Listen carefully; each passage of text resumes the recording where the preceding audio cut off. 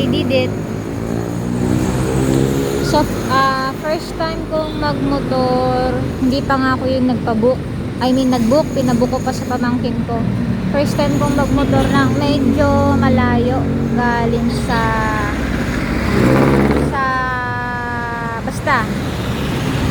Tapos, nakakatuwa kasi, I did it! Nagawa ko ng gawin yung bagay na kinakatakutan ko, which is yung umangkas sa angkas, sa Move It, sa Grab, ganon, basta sa motor. Kasi kahit app wala ko noon, hindi ako gumagamit noon kasi nga ayoko ngang mag motor-motor. Pero no choice ako and I'm proud of myself. Kinaya ko. So yun lang, nakakatuwa lang kasi I face my fears today.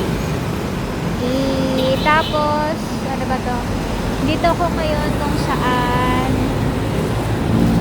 ako nagsimula.